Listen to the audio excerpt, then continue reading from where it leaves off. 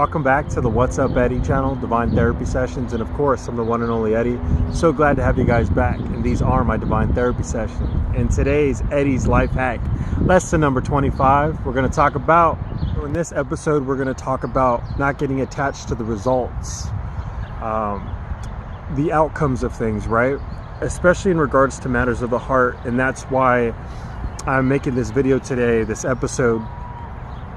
And what I mean by all this is that, so I resonate with being a healer, right? To give people inspiration, to give information that I've had trouble with and then I've overcome, and then to give a better way of living, right?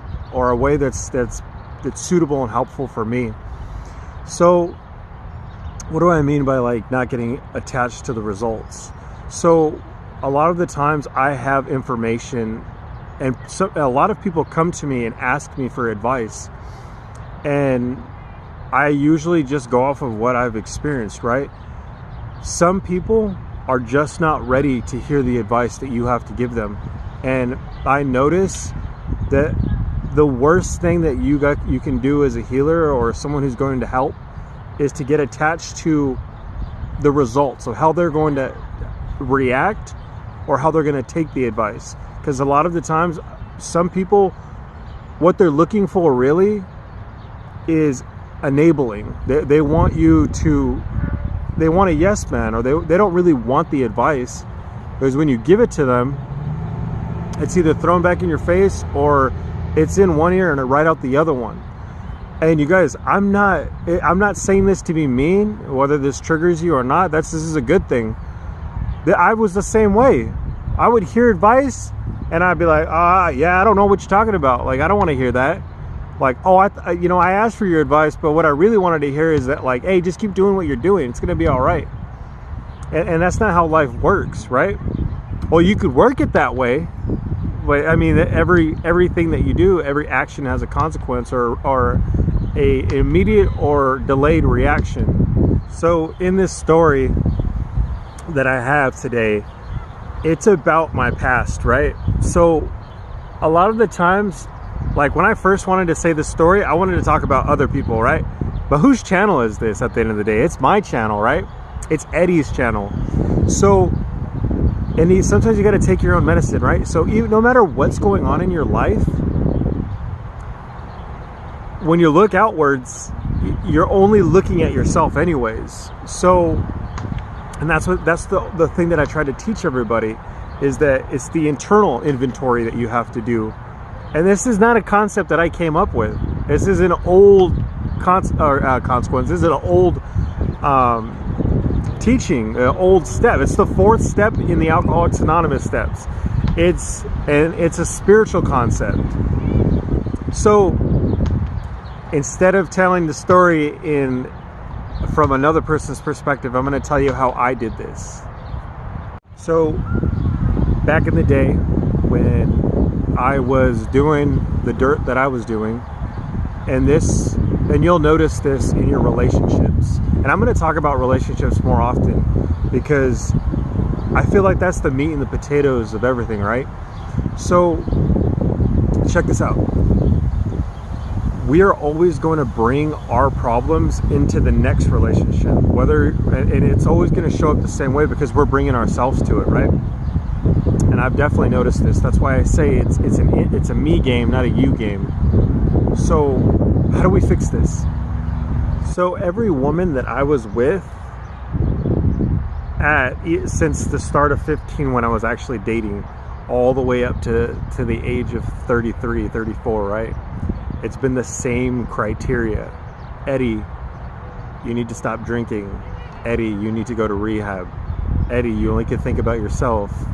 Eddie, stop cheating on me. Eddie, you're a liar. Eddie, you're manipulative, you're deceptive. So all these same defects of character kept showing up, right? And each woman noticed the same things in me. So what does that tell us? That tells us simply that I'm the problem, right? So if I'm the problem, what do I have to do to fix these things, right?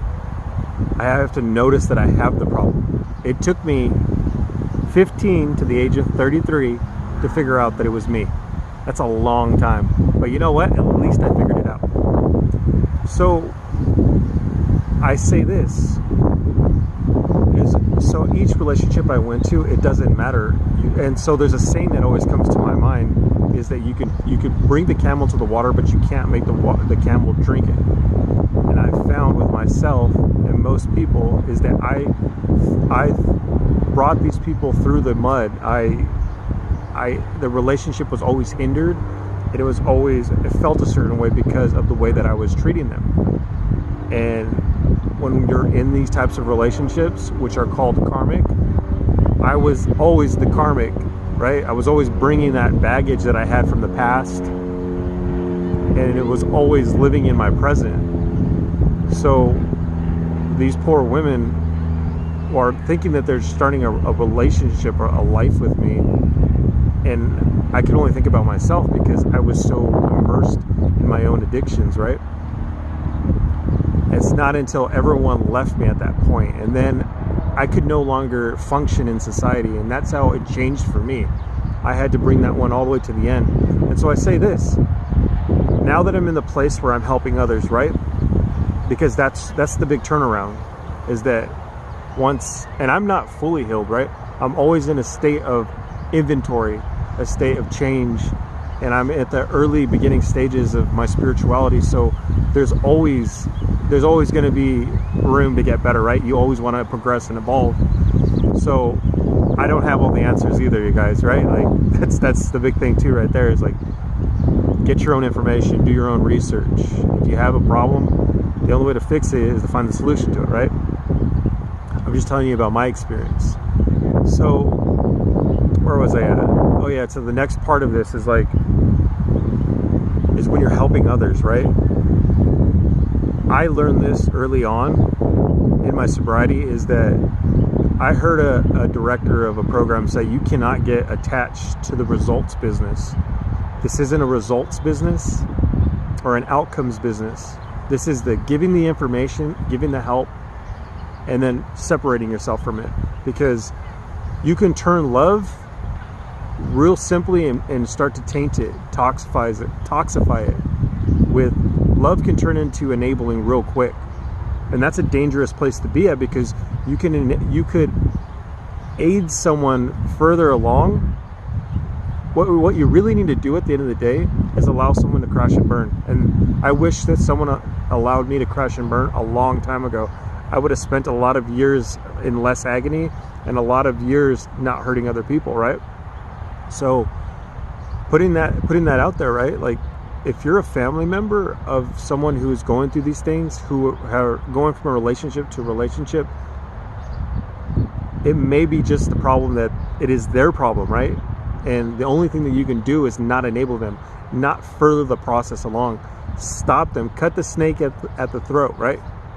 Don't massage its body, don't try to throw it in a different place, it's gonna come back. So I tell you this, is that is the hardest thing you're ever gonna have to do, is to detach yourself from it. Give the information, give love, help, but at some point it's gotta be stopped, right? Hey, you guys, that's all I got, you guys, on this subject. I love you guys. Make sure you guys celebrate the new moon. Set your intentions. You guys, it's powerful energies. We can utilize the divine, God-given energies of the things around us, the earth, the moon, the planets, and the biggest thing is your creative imagination, because that imagination image, the I mage, which is I am a mage, I am the magician. You can utilize your creativity, what's in here, to become your reality. And when you do that, your world will change. All right, guys, I love you guys. I'll catch you guys in the next one. Make sure to subscribe. Give me a thumbs up. All right, guys.